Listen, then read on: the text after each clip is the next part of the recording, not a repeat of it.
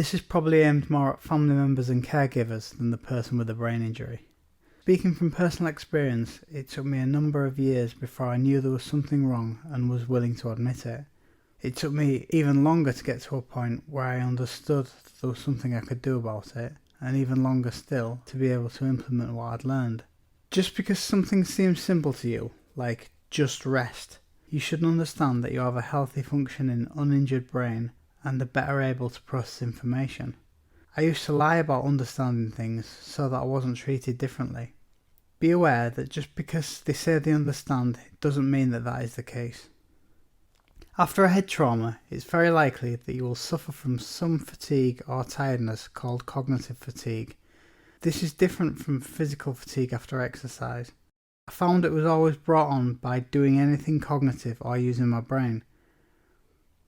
It could have been trying to work out anything mathematical or anything else that involved concentration.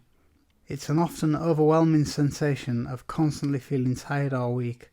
Other symptoms include headaches, weak and aching muscles, slow reflexes, and being unable to concentrate or pay attention. In the early days after my brain injury, I seemed to be constantly exhausted. Everything seemed to take so much effort, and I couldn't seem to think straight. It's similar to if you've ever been awake for more than 24 hours and tried to do anything mentally taxing like work out a bill. You just can't do it, or at least can't be bothered to. All I wanted to do was go to sleep, yet I wasn't able to switch off. I remember, even if I was alone in a dark room, I still couldn't relax. I couldn't hold one thought, so I used to think about lots of things for a few seconds at a time. Like someone with a TV remote constantly channel hopping. My mind was chaotic. I was always so tired, but didn't know what to do to make it better. I walked around like a zombie for years, procrastinating, waiting and hoping it would just get better on its own. Know that this situation will improve, and there are ways to help speed up that process. Immediately after my traumatic brain injury, particularly while still hospitalised, I was very confused and lived very much in the moment. I was too preoccupied with the structure of rehab and these new things like occupational therapy, neuropsychology, neurophysiotherapy, and of course, friends and family visiting for me to even think about my future. When I was discharged from hospital, I went from having that daily rehab structure put together by head injury experts to literally nothing. I was faced with filling whole days with really bad fatigue, making me very prone to depression. Now the fatigue may completely go away or it may not, depending on your injury. Every brain injury is unique and every person's unique, but it's likely that you will see a significant improvement in the months following the TBI. I, for example, have lived with a brain injury since May 2007. My fatigue has got a lot better, but it's still very much part of my daily life. I know others living with a brain injury who do not have fatigue, but for example, have really suffered physically and now walk with a limp. Over time, I've learnt to control my fatigue. These are a couple of tips that I've picked up. Don't take advice from people who don't know what they're talking about. In the last decade, I've been given advice by a lot of different people about how I should be living my life, inclusive of I should just get over it, fatigue is just a frame of mind, to I need to push myself more. You might not be surprised to know that these people didn't know anything about head injury. Traumatic brain injury is a very specialist subject, so the people to listen to are professionals who work in the area and people who've got a lot of personal experience, like those who have a close friend or family member with a traumatic brain injury, or those with a traumatic brain injury themselves. Accept that you need to rest. At first, I always thought that I was going to beat this brain injury and that I needed to resist the temptation to rest, man up and not give in to it. There is a small amount of truth in this, but not in the first couple of years because your body's healing and needs a lot of rest. To resist resting is to resist healing. Learn when to rest. Once I started listening to my body and resting when I felt the need, I found that I'd got myself into a very unstructured rest pattern. I could fall asleep in the late afternoon, which meant I was awake until the early hours of the morning, which ruined my next day. When I eventually did get to sleep, I would lie in until late in the day, which hindered my ability to fall asleep at a reasonable hour, and the whole thing happened again. It took me a while to break free from this cycle of insomnia. To avoid this, I would recommend getting yourself into a routine, because doing things at the same time each day will help you get structure back into your life. All my life I had structure from work or school. I got up, ate meals, got home, went to bed at the same time, and this structured way of living was just totally normal to me. When I was discharged from hospital, I rarely had to be anywhere at any particular time, with the exception of hospital appointments. Structure exists for a reason. It is the most productive way of getting things done. Without it, life just descends into chaos. Start to plan rests into your day and then time them, not having any more than 40 minutes at a time.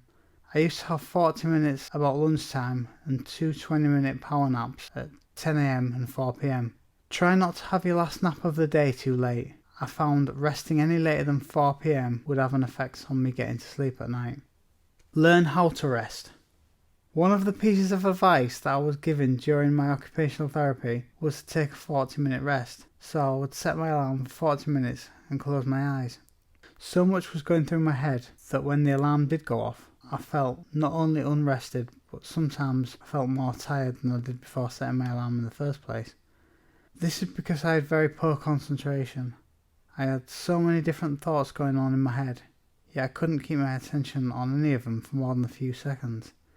Eventually, I would recommend attending a class on mindfulness, where you'll learn to control your mind, focus on your breathing, etc.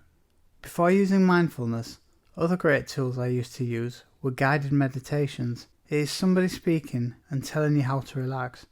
Just listen to their voice rather than your own chaotic thoughts. It's a much more productive way of spending your rest time than listening to your own anxieties. You'll be able to download guided meditations, or just do what I used to do and play them for free on YouTube. Be careful with caffeine. Caffeine's a stimulant, but it will not take away the effects of fatigue from a head injury. Only rest will do that. Caffeine will just prevent you from being able to switch off and get the rest that you need. In the past, I've used it carelessly, making it a hindrance rather than a help. I have been lying awake in bed at 4 AM, unsure why I wasn't dropping off to sleep, and I may never remember. Or it may come back to me that I had a cup of coffee in the afternoon. Caffeine can affect the way you sleep at night, particularly if you're a light sleeper like me. It's recommended for regular people without a head injury not to consume caffeine after 2 PM. I have a rule not to drink coffee after 11 AM, using it only as a kickstart to the day. Not only coffee contains caffeine, many soft drinks such as Coca-Cola do as well, so make sure you check that label before you drink it. Try adding a little nap for an extra boost.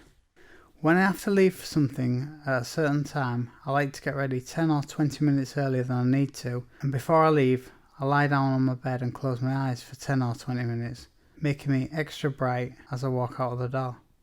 Caffeine takes 20 minutes or so to take effect, so a trick I use often in the morning is to get ready 20 minutes early, drink a cup of coffee, and lay back for those 20 minutes. It enables me to walk out of the door just as the caffeine is taking effect. Only do this in the morning. Prepare things whenever you can. Now that you have less energy than you did before, it makes sense to conserve it wherever you can. I like things to run as smoothly as they can, especially in the morning, so I like to prepare what I'm going to wear the next day. This means that I'm not running around for clothes only to find that they're not washed, etc.